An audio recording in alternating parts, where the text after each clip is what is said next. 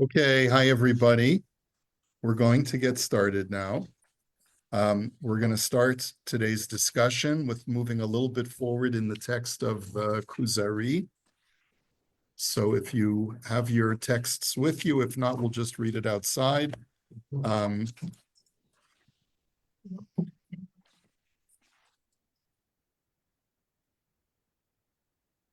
We are going to go very quickly through a small piece of technical text. It's on page 499, where what Rabbi Yehuda Halevi is trying to describe is the origins of the world that we find in front of us as a result of creation. And the way he expresses it is that this is subparagraph number 6 on page 499. And he's using a philosophical presentation, even though Aristotle did not believe in creation, but he's using an Aristotelian model of the formation of the elements. We know that in ancient Greek philosophy, there are 4 classic elements. 3 of them are the name of a great rock band, Earth, Wind, and Fire. And then, of course, there's water. So therefore, those are your 4 basic elements. Aristotle had a very strange way of thinking about the elements. He said that these elements are all different weights. The heaviest of the 4 elements is what? Earth, exactly. And so that's why it's the lowest material that we find in our terrestrial world. The next the lighter one than that is water, which was why we find water resting on top of land. But underneath the water is land, okay? And then what comes after that in lightness? The 2 light elements would be air and fire. Yeah. Exactly. So, or wind, air, it's the same thing. So air or wind is what is above water. That's our atmosphere. And where does fire come in? Where does the element of fire come in? Sun. Yes, but Aristotle did not believe that the sun was responsible for heat. He believed that the sun was only responsible for light. And that there is, just like we have a layer of each element in our world, there is a layer of fire above the layer of air. And it's that layer of fire that provides warmth to the world. Now, that has since been debunked. We know that to no longer be the case. We know that it is the sun that provides heat to the entire solar system, including our planet. But it's important to know that this is the world that Rabbi Yehuda Halevi is coming from. And what he's trying to explain is that when we understand the rules of, or sort of the principle of creation, we submit that God guided the formation of these 4 elements as a result of creation. And that's what he's saying on page 499. Afterwards, God's divine will and wisdom mandated that the outermost celestial sphere should rotate completely once every 24 hours, and that all other celestial spheres should rotate along with it. Now, he's talking about a system of spheres. Does anyone know what he means by spheres over here? That's what you would think, although the Earth is in the center of his system. So he can't be, he believes perhaps in different heavenly bodies rotating in their orbits.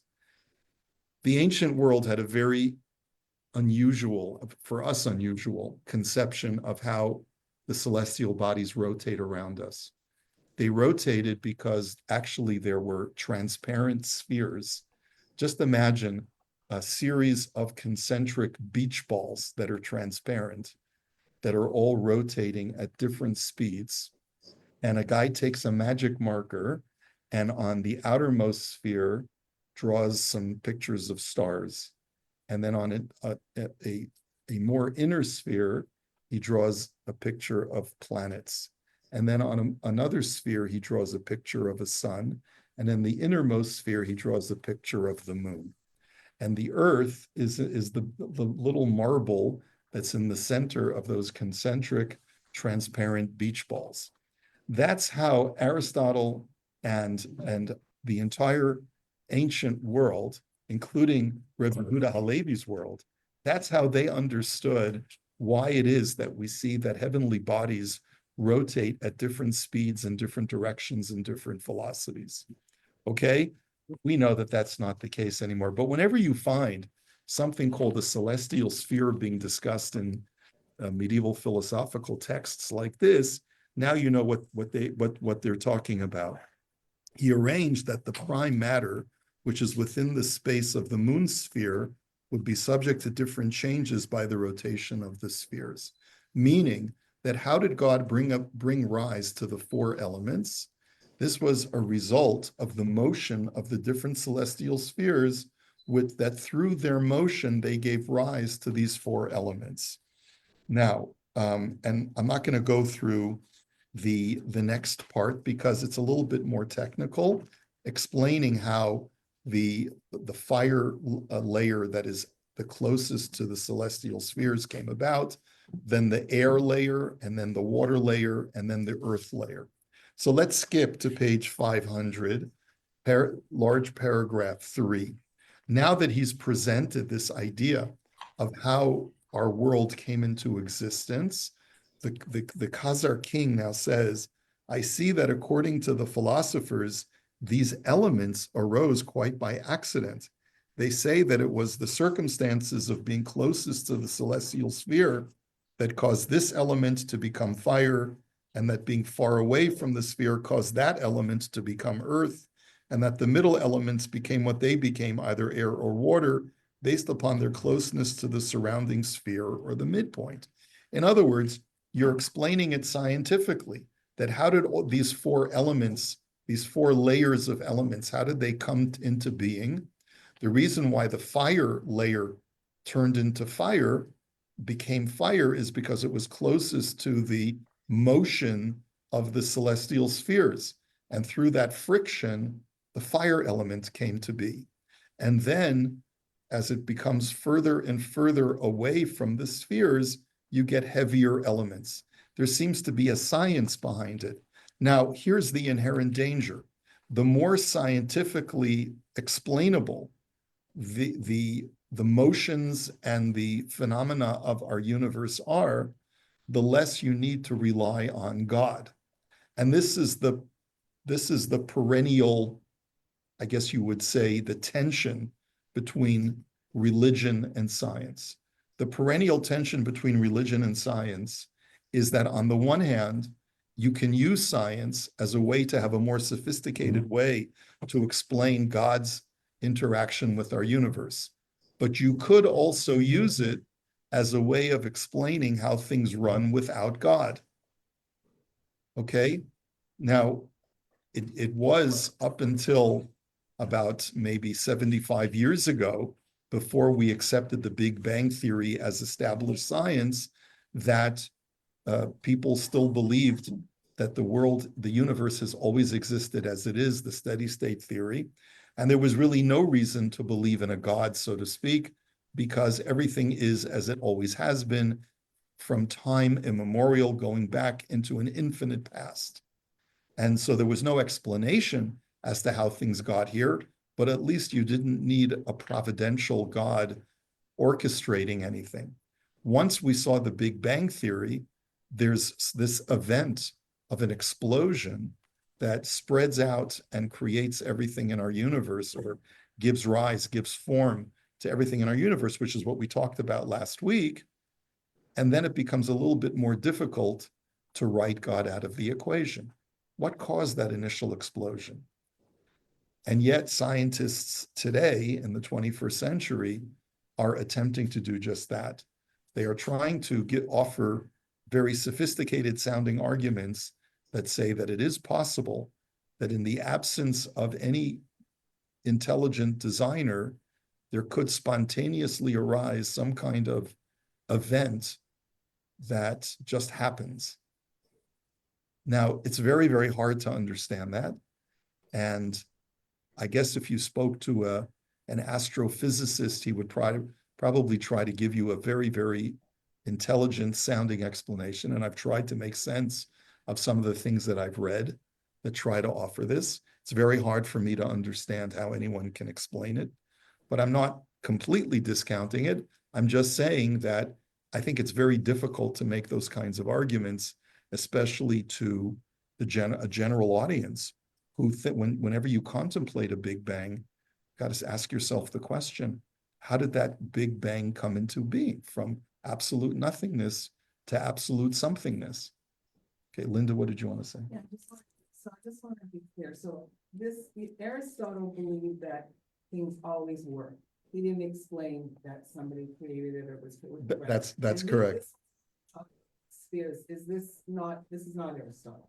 Well, it's accepted, it was accepted science by Aristotle and everybody else. He also accepted. Rabbi Yehuda Halevi understands that's the scientific reality, as did the Rambam, as did so many others, because it was the accepted science of the day. Interesting is that in their kind of skewed way, they had an inkling of there's a grasp of science out there. They just couldn't grasp it correctly, but all these explanations that they're making, they're trying to get at the actual science, like you said. Absolutely. This is all science before the scientific revolution and the scientific method was developed in the 18th century. Everything was based on inductive reasoning. Meaning, what do I mean by inductive reasoning?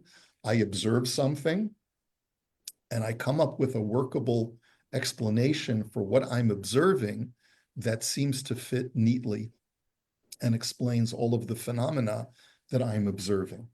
There's no experimentation. There's no even ability to test in a laboratory the inductive reasoning that I'm presenting. That is happening today also. We think we're at the pinnacle of knowledge and intelligence, but the truth is, we're really there. We don't know that we're not at that same point. We just believe it. Like you just said, it's very accepted, the Big Bang. But in the future, something could be discovered in the future. What one thing we do know is that there are not concentric spheres that have any material essence to them. That's something that is clearly that we've been able to send rocket ships up into and land on the moon, and it's not made out of cheese, Swiss cheese. And we also know that there's no sphere that it has the moon embedded in it that has any material essence in any way. And we've been able to explain why the moon is in an orbit, not because of a sphere that holds it anchored or tethered to a sphere that is around the Earth, but rather because of centrifugal force and the laws of gravity. That's how we know that the moon revolves around. That's why the moon revolves around the Earth. So there's no longer a need to create some kind of invisible force field anymore. That was what ancient scientists thought because they didn't know about gravity and centrifugal force. Okay, we have a different explanation. Yes. People who believe in God are provincial and ignorant, and you won't hear the word God, the name God, used in non-religious venues, such as in a workplace that's not religious. And if you do accidentally, as I have said, thank God, the response is this deafening silence on the side of the other party because people just do not want to acknowledge that. You're absolutely right, Toby. And I guess what I would tell you to do is chazak ve'ematz, always say thank God. In other words, one of the distinguishing features of a Jew is they always have God's name on their lips. I'm trying to remember from my data bank, where Chazal say this, but one of the ways we know that someone is a Jew is because they have God's name in their mouth. Pretty startling thought because so many Jews in the workplace do not have God's name on their. Yeah. Not talking about religious Jews. Right. Yes, because everyone wants to fit in. No one wants to make waves. unfortunately, so many of our Jewish brethren, through Hollywood and other influential venues, were contributed to that removal of God from the public sphere. And it really is, I think, the responsibility of the Jewish people to be a light unto the nations and to try to restore the name of God in the public sphere. Yeah, Esther. Okay. Even people who don't appear to be religious in any way are often saying Bezrat Hashem. You know, it's like almost incorporated to the culture, even if they're not Exactly. religious. Yes. Yeah. Yeah. Yeah. So the pendulum today, right, in Western society has swung to the opposite direction. And to the point where you can't even say the Pledge of, well, in the United States, I used to say the Pledge of Allegiance. They did away with the Pledge of Allegiance in public schools because it says one nation under God. And you can't say God anymore in the classroom, which to me is a travesty. It's a sign of the erosion and the eventual decline and fall of a civilization when God can no longer be invoked in the public square. Okay, but that's a little bit of a sidebar, but I'm glad you brought it up. But in any event, the Khazar king is going to raise this issue that by scientifically explaining how all of the elements that we find in nature arose through the motions of the celestial spheres, it seems like things just happened on their own without the need for an intelligent designer. Okay, so I see that according to the philosophers, these elements arose quite by accident. They say that it was the circumstance of being closest to the celestial sphere that caused this element to become fire, and that being far away from the sphere caused that element to become earth, and that the middle elements became what they became, either air or water, based upon their closeness to the surrounding sphere or the midpoint.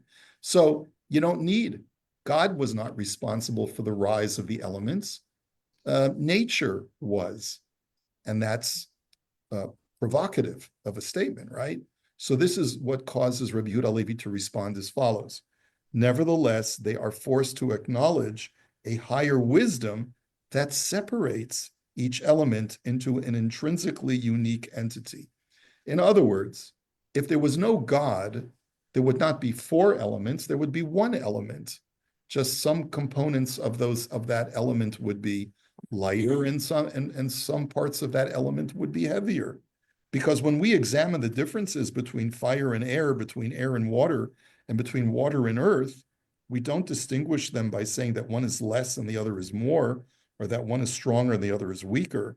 Rather, each substance has a unique form of its own, such that one exclusively was made into fire, another into air, another into water, and another into earth.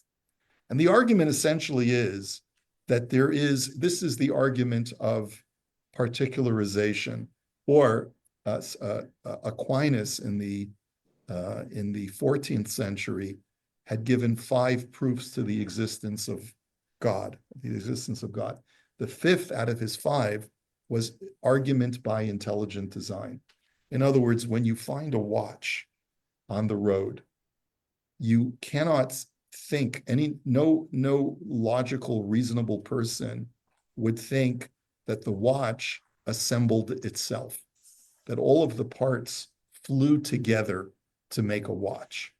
If you see a watch, there must have been a watchmaker.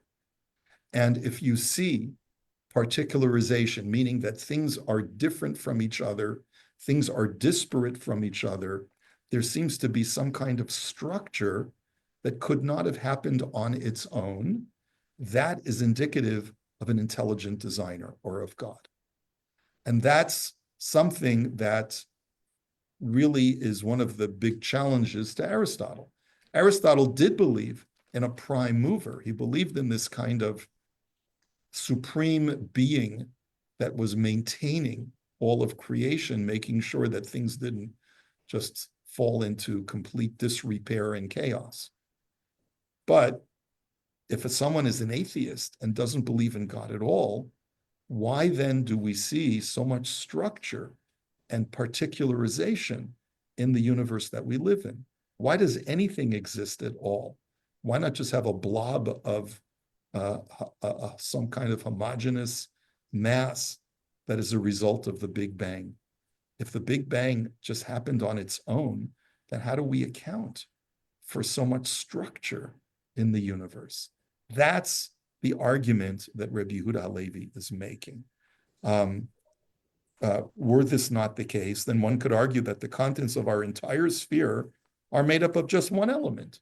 Earth, for example, that is merely less dense in one place than in another. Another could claim that it is completely composed of fire, except that the fire that descended further away from the sphere's orbit is a denser and cooler fire. But we can disprove these by noting that the elements commingle with one another, and each element retains its unique form and innate nature. We see air, water, and earth in the same place and in contact with each other, yet each remains distinct from the others. This demonstrates to us that there's some kind of distinction of each element, of each form, of each animal. In other words, things just don't blend in with each other and just lose their individuality, or however you want to say it.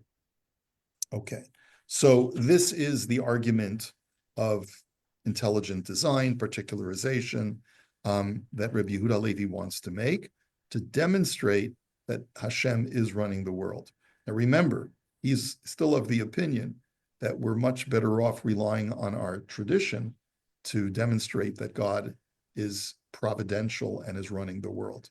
But if you wanted to examine it from a scientific nature point of view, nature itself reveals this to us as well. And that's the point of this exercise. So we'll hold it here for today. And let's go straight into our Parsha. Okay.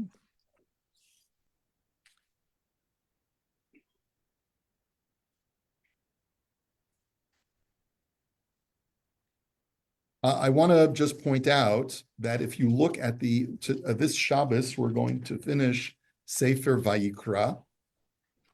It's been actually quite speedy that we're finishing Sefer Vayikra.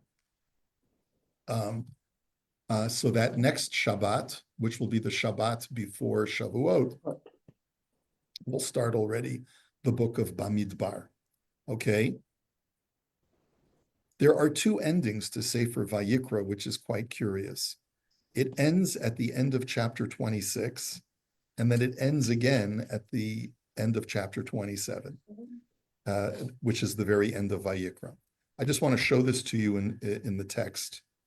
Hashem gives us at the end of Parshat Bechukosai, he gives us something called the Tochacha, which is a promise of blessings if we obey the laws that are contained in the book of Vayikra, and a promise to bring us terrible retribution and suffering if we don't obey the laws.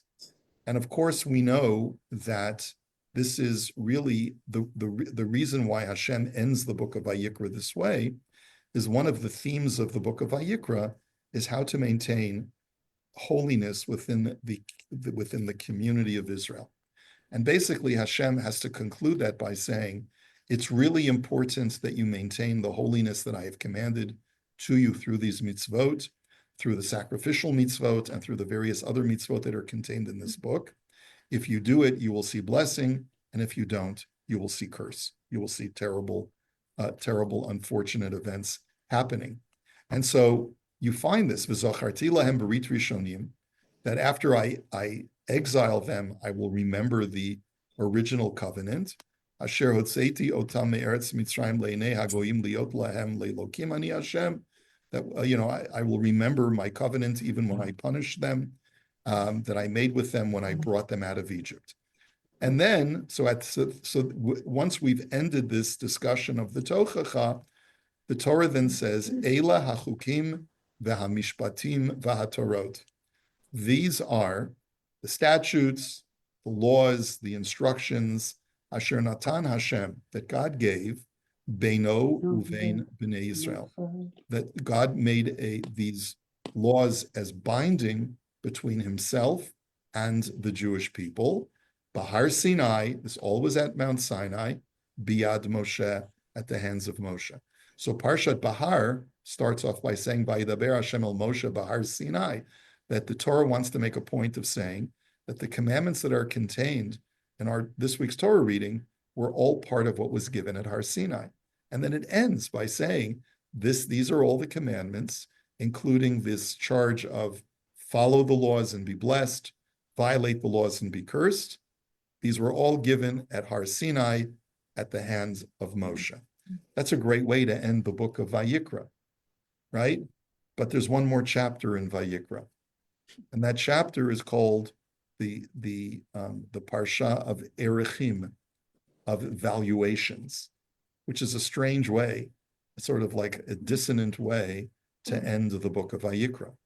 The Torah then spends an entire chapter saying that if a person is so inspired to give a voluntary donation to the temple, they can do so in the form of what's called erechim. Erechim, or erechin, is where a person says, I hereby pledge my value, or my wife's value, or my son's value, or my daughter's value to the temple. And the Torah says, how do you do such a valuation? It's based on gender and age. Based on gender and age. And it's because a male is viewed to provide more productivity. A male valuation is higher than a female valuation. And the age of productivity, you're worth more in your 20s than when you are after you hit 50. Everything starts going downhill, okay, after that. So again, these are all, but they're objective valuations. So a person may be somewhat disabled, their valuation is the same for these purposes. It's not really what a person would fetch, let's say, on the slave market, but rather based on age and gender exclusively. Course, like let's say someone's injured. Mm. Canada, anyway, that's how they do it. If you're an older person, you know, they don't evaluate you. They look at if you're a young man and you have a family to support, like that's exactly. Yeah, yeah, right. So this is similar. It's not exactly the same because it's not individuated to the person. It's not catered to that individual, but it's based on gender and age. Okay. So then the Torah then lists a few other things, including the law of timurah, which means that if you designate an animal for a sacrifice and then you designate its replacement, both of them are considered sanctified to God. Okay, and that's the last law. It talks about giving your animal tithes and the laws of timurah when you pledge an animal. And then it concludes by saying, Eila hamitzvot, these are the commandments, Asher tzivah Hashem et Moshe el bnei Yisrael, that God commanded Moshe to give to the Jewish people, Bahar Sinai, and on Mount Sinai. And that is the end of the book of Vayikra. So it's very strange. It's almost like we finished the book of Vayikra in chapter 26, and then God says, oh, wait a minute, I forgot something else. One more thing I wanted to share with you, and now we're really at the end. And of course, God doesn't write the Torah that way. I'm just saying that for dramatic effect. So what is going on here? Why does the book of Vayikra end in such a strange way? Like, okay, we're finished after the blessings and curses. That's a really climactic way to end the book of Vayikra, that if you follow the laws, you're blessed. If you don't follow the laws, you're cursed. And this concludes everything that God presented to the Jewish people at Mount Sinai to ensure a holy society. Curtain falls. But no, curtain comes up again. By the way, if you want to donate things to the temple, here's how you do it based on gender, age. Make sure you tithe properly, etc. Now we're done again. So first of all, it would be an interesting exercise if you wanted to. You have the text in front of you on the screen or on TV land on your screen. What is the difference between the verse at the end of chapter 26 versus the verse at the end of chapter 27? So I bet Karen's probably Moshe and Sinai are reversed. That's good. Look earlier in the pasuk. What else can you notice is different? החוקים והמצוות. Ah, very good, Rachel. In the first verse, it says, it breaks up the mitzvot as chukim, mishpatim, and torot. Different kinds of mitzvot. Chukim are the ones that are mostly ben adam lamakom, between God and man, that are really not easily understood as to why we're supposed to do them. Mishpatim are more the civil laws, ben adam lachaveiro. Torot are just general instructions. That and here at the end of chapter 27, it just says Elah HaMitzvot, bunching them all together. Another difference. Anyone see another difference? Natan and Siva? Ah, good. Asher Natan Hashem, that God gave.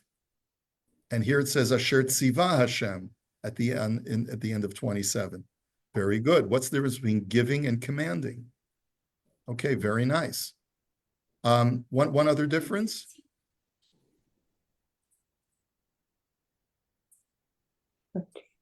That's right. Yeah. Beino uvein b'nei Yisrael. So beino, it seems like to be more personal. Beino uvein b'nei Yisrael, between God and the Jewish people. Where here it doesn't, it just says God commanded. It doesn't say that it was between God and the Jewish people. Yeah. It says first Moshe, and here it says, and here it's biad Moshe, at the hand of Moshe. So it's a more personal connection in chapter 26, a less personal connection in verse 27, in chapter 27. So there's a lot that you can pick up on in this, and we're not going to be able to go through all of the material today, but you've picked on some very important distinctions. It still doesn't explain why you need 2 verses to end the book of Vayikra. Okay, so the Abarbanel asks a similar question.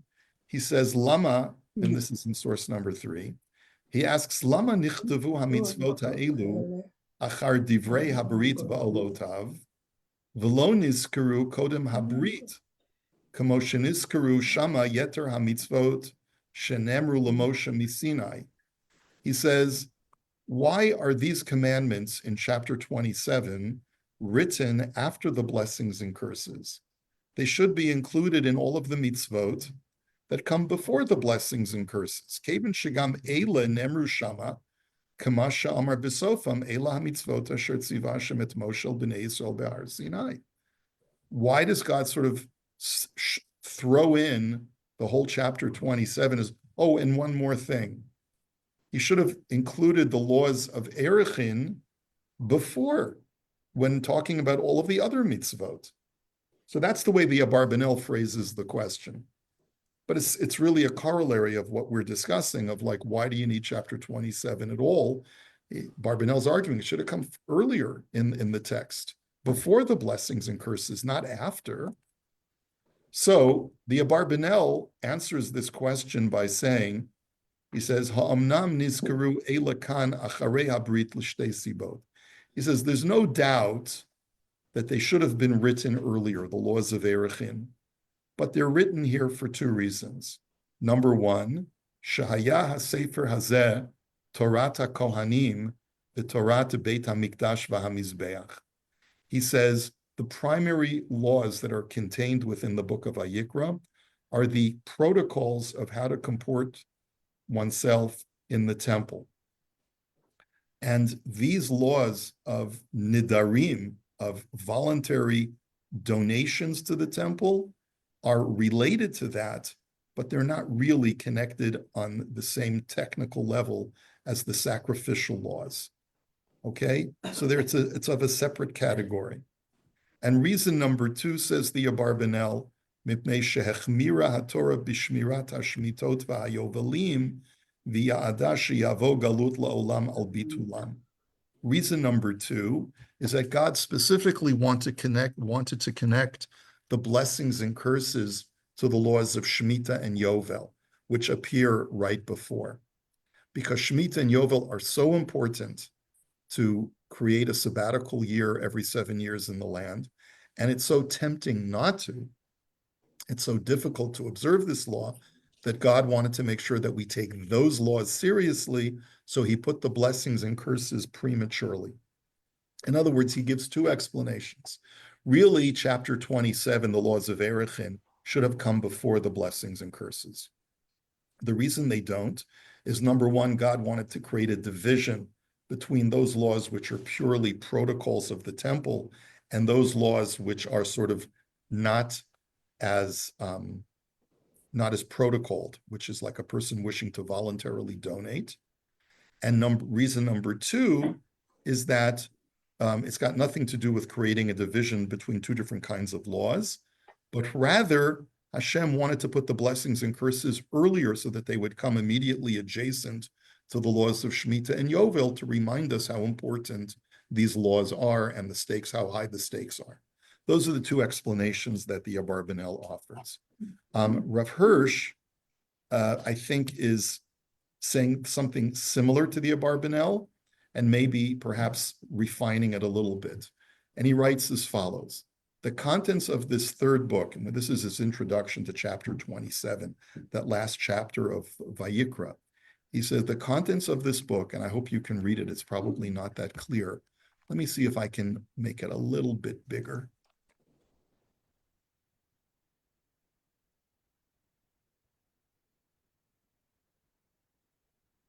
Here we go. Is that a little bit better? Yeah.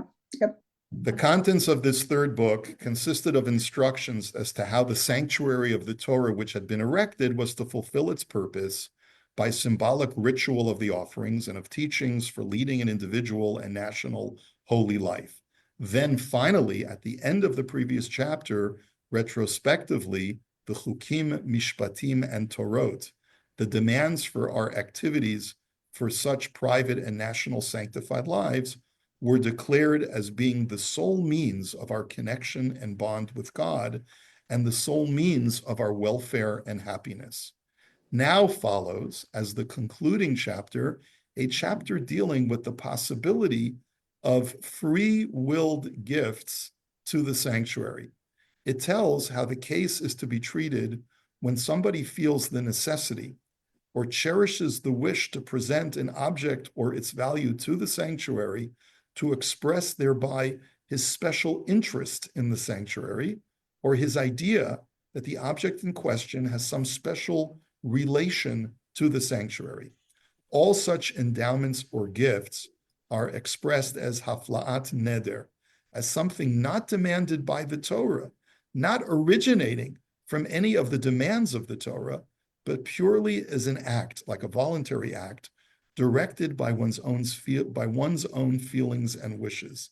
It is extremely significant that this chapter on gifts to the temple is quite clearly, by its position in the book, only to be taken as an additional supplementary concluding chapter, and definitely does not belong to the chukim, mishpatim, and torot, like the formal requirements of God, which God has set as the condition of Beino uvein bnei Israel, a covenant between myself and the people, the fulfillment of which results in the whole abundance of blessing, and their non-fulfillment in the whole unspeakable misery depicted in the previous chapter of the blessings and curses.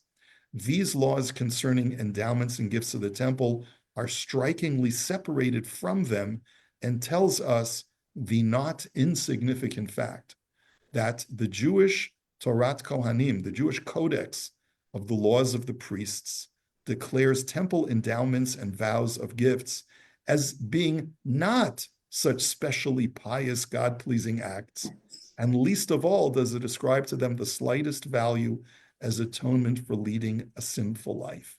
In other words, and Rav Hirsch goes on in this theme, what he's essentially saying is that the reason why the Torah says that there's that there's a separation between the rest of Vayikra and the laws of Erechin is because these are voluntary gifts that you can give, and I don't want you to think while there's value in them, that is not the key to having a meaningful relationship with God. Just making donations to the temple, voluntary donations. They're wonderful, says Hashem. I encourage you to do it. But you can't think that that's the main thing, and the observance of the law is secondary. In other words, don't think that I can excuse all of my falling short of observing the law, and I can make up for it by just writing a check, is essentially the way Rav Hirsch says is what the Torah wants you to think. You can't appease God by heaping expensive gifts upon him. It's the law that counts. It's the law that's going to determine whether the Jewish people are going to experience blessing as a people or curse as a people. It's the observance of the Sabbath, the honoring of one's parents, the observance of the protocols of maintaining holiness within the temple and the surrounding environs. Those are the chukim torot, chukim mishpatim and torot. That's what preserves the blessings in the community. You want to give donations on top of that? Gesundheit. Knock yourself out. They're wonderful, but it's only as an add-on. That's Rav Hirsch's point. Well, it's similar. I'm saying he's building on what the Abarbanel sort of planted in our minds, that there's a distinction between the two. Okay, but he presents it in a much more solid way. Okay, so that's one way of looking at it. Now, some of the commentaries take issue with Rav Hirsch because not everything. Go ahead, Karen. What did you want to say? Just to add to Rav Hirsch, I think, can I ask you please just to go back to the original so I can see and Yes, be of clear? course. Of course. Thank you. Tell me if you So, want me to. Tell me if you want me to Oh, scroll sorry, the down. wording of the original psukim. But if I remember correctly, the second one has the word tziva versus natan, right? So that was a problem for me, because if you were saying that the first part, all of the Torah Kohanim, is really mitzuveh, right? So that word is not supposed to be there. But then I thought to myself that what is the major issue that happened? The only narrative story, well, one of the two was the sin of Nadav and Avihu. So I'm thinking that that's why they needed to use the word tziva, because when you give your gifts, even though they're voluntary, like Nadav and Avihu's gift quote was like they did something that they felt from their deepest heart. Yes. You have to do it according to God's desire and not according to any whim and will you have. Okay, good. So that's tied into what he's saying. Yeah. Right. That's why it's an add-on. Very Okay. good. Okay. Very good. Okay. Thank you for that. Now, some challenge Rav Hirsch's commentary, because while it's true that the majority of chapter 27 is about voluntary pledges and gifts, but there are portions of chapter 27, such as Ma'aser Behema, which is mentioned in chapter 27. You must tithe every 10th animal that is birthed over the course of a year, has to be donated to the temple. That's not voluntary, that's obligatory. So why is that included in chapter 27? So that's some of the technical issues that some of the commentaries have. I just want to share with you something that I saw from Rav Yehuda Shaviv of blessed memory. He was a Ram at Yeshivat Har Etzion at the Gush. He passed away in 2018, and he has a commentary, a sefer called Misinai Ba, and I thought that I was very struck by the way that he expresses it. And so let's take a look at it for just a moment. He says, Im nevakesh et hamishutaf l'chol nosei perach av zayin, bein chovot bein nedavot. If we wanted to find a commonality of all the things that are discussed at the very end of Vayikra in chapter 27, whether they're obligatory commandments or voluntary pledges, domesh shekulam kshurim b'diburo shel ha'adam Yisrael. What connects them all is that they are initiated by a Jew's verbal pledge. Hu hamakdish v'hu hama'arich. He's the one that says this animal is holy for God. Okay? Hu hamacharim v'hu hame'aser. He's the one that declares it to be divine property, or the 10th animal which is tithed. Ba'amirat erchi alai ocherem lashem hu mechil isurim o kedusha al atzamim shonim. Through his verbal declaration, a Jew initiates a holiness that will set upon an object of value. Hu mashmiya. He's the one who announces chayfetz ploni cherem v'hachayfetz asur b'hana'at hejot. It is through his pronunciation that an object now becomes sanctified and forbidden for human use. Hu mafrish asirit mehayavul ve'omer hareze ma'aser sheni vayei. He's the one who tithes, and through his tithing, he says, this is ma'aser, and it becomes holy. Va'asirit kidusha biktushat ma'aser sheni v'yesh la'ochla b'Yerushalayim biktusha. For example, if he says, this is my secondary tithe, which must be brought to Jerusalem for consumption. Okay, hu makdish ma miruchusho v'ya'amod v'hanotel zeh ha'ekdesh l'shimusho ha'prati harehu moel. And therefore, if anyone were to take that item that he declares to be holy and use it for personal use, he's in violation of the law. Me'ata berura ha'havchana. So the distinction between the rest of Vayikra and this last chapter now becomes more clear. Ad sof perek chafav medubar bechukim u'mishpatim v'torot asher natan Hashem beino uvein b'nei Yisrael. Up until now, the book of Vayikra has been discussing the things that are initiated by God.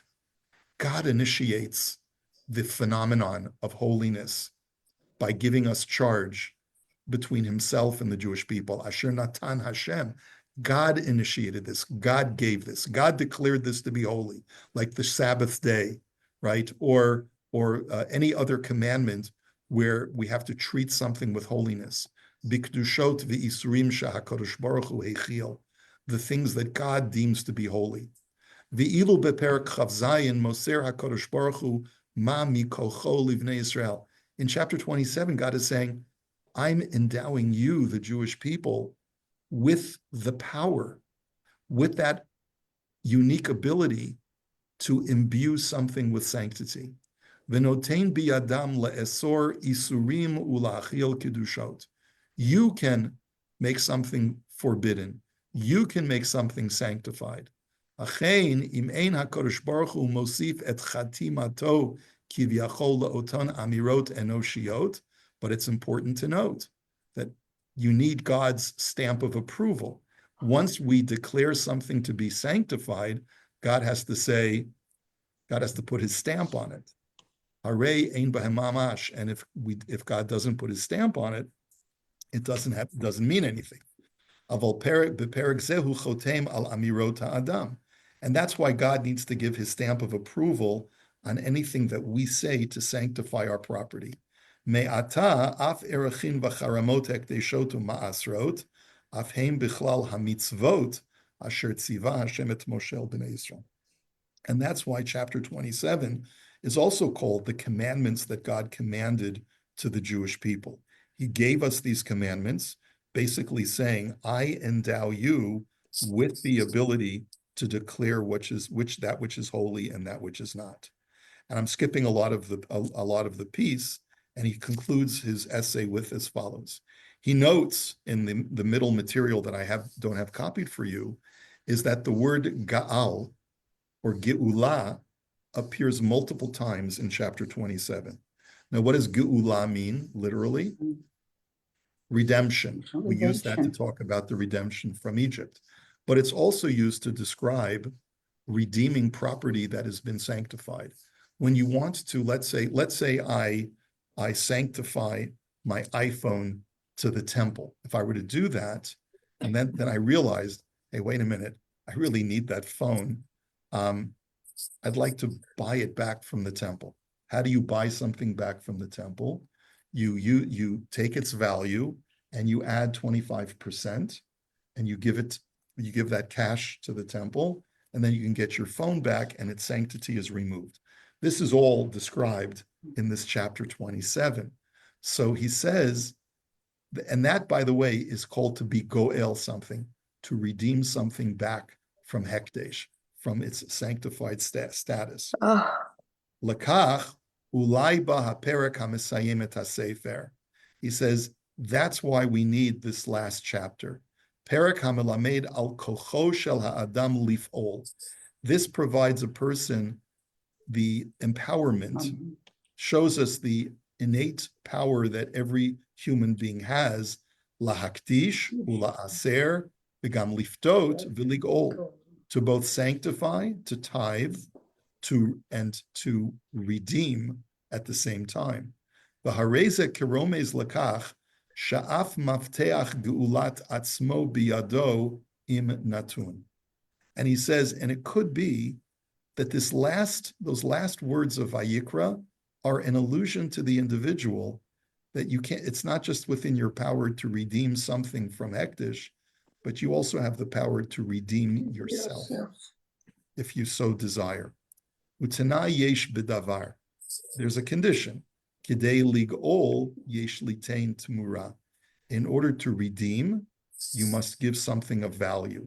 Yesh la'asotma. You have to do something in order to redeem yourself. If you find yourself imprisoned or entrapped in a situation that you feel you need to extricate yourself from. V'im yiftacha adam, v'yiftacha am petach shel tshuva. So there has to be some process, something of value that you give up. And that's what the process of tshuva is. V'lu gam kipitcho shel machat, even if it's a small amount of sacrifice, a small amount that you wish to give in order to redeem yourself, even the size of a pinhole. Nitan litzapot shehakadosh baruch hu yiftach kinegdam petach kipitcho shel ulam utehi hageula shlema. Then there's reason to hope that by just you doing a little bit of that redemptive process to redeem yourself, God will open that small hole and make it much, much larger. He's using the imagery of the sages, and the redemption of yourself will be whole and complete. So he views this Rav Shaviv, he views the last chapter as a lesson of empowerment to the Jewish people.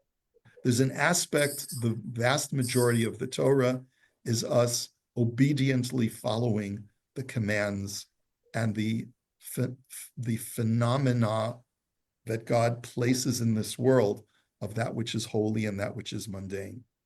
The last chapter of Vayikra, however, gives the Jew the empowerment to know that you have the power to make that which is holy mundane and that which is mundane holy. I'm giving you that power as well. And at the same time, it's a metaphor for knowing how we can redeem ourselves if we find ourselves entrapped and stuck in the situations in our lives. It's not just by being obedient servants, but we sometimes have to figure out how to redeem ourselves by going beyond just the mitzvot and initiating a process called tshuva, which is beyond just doing the daily mitzvot, but working towards remorse and rectifying the past. Okay, so that's what I wanted to share with you. So we've seen the explanation of the Abarbanel, which I think is further clarified by Rav Hirsch, which is that this last chapter talks about the ability for a Jew to innovate donations, with the caveat that the donations that you make are not the main thing, they're only a supplement. And you can't say that you can't supplant the main thing and use the supplementary donations as a substitute for the mitzvot, the chukim, and so forth. And then we also have Rav Shaviv, who takes a more positive spin on the last chapter of Vayikra. And he says that this is sort of an empowerment to the Jewish people.